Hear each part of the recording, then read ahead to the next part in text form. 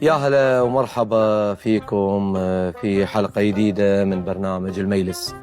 هذا برنامجكم اللي يجيكم يوميا وإن شاء الله تشوفونه وتتابعونه وتحبونه كثير. هذا البرنامج اللي يستمر معاكم لمدة 15 ساعة، يبدي من الصبح وينتهي في الليل، كأنه محل عقارات مو برنامج.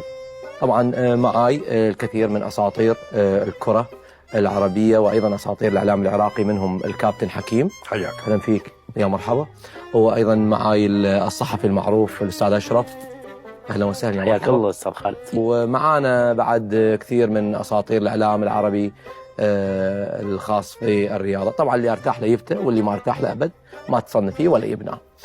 مثل ما تعرفون أنه اليوم كانت مباراة بين البحرين وقطر، لعبة ومباراة جدا رائعة، فيها الكثير من الأحداث وفيها الكثير من التقلبات صراحة. وبما أنه هذه المباراة اليوم كانت مباراة قوية بين البحرين وقطر، لذلك خصصنا هذه الحلقة اليوم لمناقشة أداء المنتخب العراقي. هوب يا استاذ خالد، هو يمتى لعب الفريق العراقي؟ لعبتنا ترى بعد يومين. اليوم اللعبة القطر والبحرين، ايش جاب العراق بالنص؟ لو سمحت اخوي حكيم، المنتخب العراقي بس اللي يسوي ترند في السوشيال ميديا. الله يخليك، خلنا نترزق الله يعني، لو سمحت. رجاء أنا مقاطع للإعلام العراقي وما أريد أتكلم عن أي موضوع له علاقة بالمنتخب العراقي. رجاء أستاذ خالد. اخوي اشرف، احنا هني مفتحين عشان المنتخب العراقي، الله يهداك، يعني ما يصير هالشكل.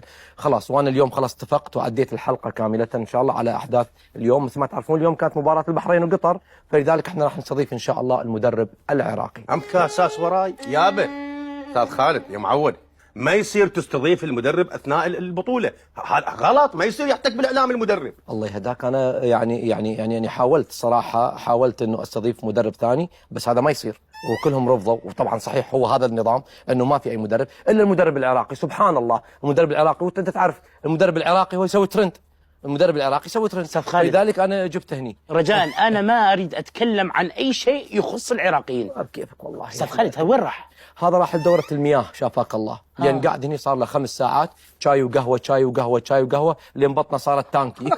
يا معود تعال لا تغرقنا. طبعا مثل ما تعرفون أحبتنا المتابعين، أنه يوم أمس للأسف خرج المنتخب العماني من البطولة. طبعا كان أحد المرشحين هو المنتخب العماني، لكن للأسف خرج من البطولة، وهذه هي مجريات البطولة. وخروج المنتخب العماني بصراحة آلمنا يعني كلنا وأثر فينا. لذلك اليوم قررنا إكراما للمنتخب العماني نناقش اليوم أداء المنتخب العراقي. يا طرقاعة الفريق العراقي ما تخلص.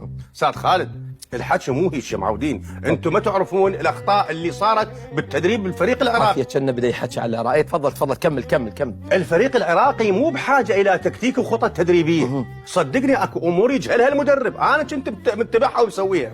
اخي الفريق بحاجه الى تغذيه. اللاعب اللي ما يعرف يضرب باكه ما يعرف يضرب طوبه. حلو. ولذلك انا كان عندي لاعب وتجي، كان لاعب عندي يبيع طرش. واحد عندي فيتر مال سيارات. اتصور مره اجى لزق الوحده التدريبيه والكرنك مال السياره بالصندوق مال السياره. وهذا اللي كان يبيع حلويات ولا ما ادري شنو هذا كان يجيب الكاهي، الفضله مال الكاهي تبقى يتريقون بها اللاعبين. ممتاز. يا طرقاعة العراق ما تخلص عمي، احنا ترى ما عمت علينا غير البرامج الرياضيه، هي دهورتنا. هسه الدور انت جاي تكملها يا عيني يا خالد. والله اخوي حكيم، قلت لك انه ما في منتخب ثاني يسوي ترند الا العراق، وقلت لك انه حاولنا اكثر من مره انه نسوي ترند على اي منتخب ثاني. يا اخي الشعوب هذه ما تتفاعل، ما ادري ايش فيها الا المنتخب العراقي والفاعل. وش تقول اخوي اشرف؟ والله استاذ خالد، والله الجمهور العراقي جمهور طيب جدا. انا عندي تجربه معه، لما يكون فرحان يقول احسن مراسل بالعالم، ولما يكون زعلان يقول عوفنا يا الدب عوفنا يا الدب عوفنا يا الدب. اخواننا في السوشيال ميديا هذه قصوها ونزلوها، هذه بالطش في العراق. انا اعرف الشعب العراقي يموت على هذه المقاطع. ترند. ولا شو تقول اخوي حكيم؟ اي لا احنا ما شاء الله. صح ان شاء الله. وانا نعم. في شيء عندك استاذ خالد؟ الاخ هنا ما حكى هالشيء. هذا مو بمحلل طال عمرك، هذه هني عشان نت قوي بس يعني. انا اقول لك الاخ هنا كل شيء ما يعرف عن الفريق العراقي. والاخ هنا مشلب بالفريق العراقي لان يجيب مشاهدات وترندات. يا اخوي حكيم خلاص، يبقى خلاص نزولا عند يعني رغبة الكابتن حكيم، يقول لا تجيبون سيرة المنتخب العراقي، لا تجيبون سيرة المنتخب العراقي. خلونا نتكلم موضوع جدا مهم. مثل ما تعرفون بكرة إن شاء الله المباراة النهائية، والعراق ما بيها، ما موجود فيها. أي نعم، موجود فيها.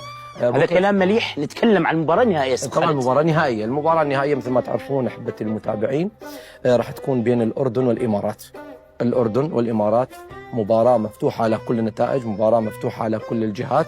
فلذلك يعني لأنه المنتخب الأردني منتخب قوي والمنتخب الإماراتي منتخب قوي، وبكرة راح يلعبون المباراة النهائية، قررنا أنه نخلي نقاش هذه الحلقة عن المنتخب العراقي.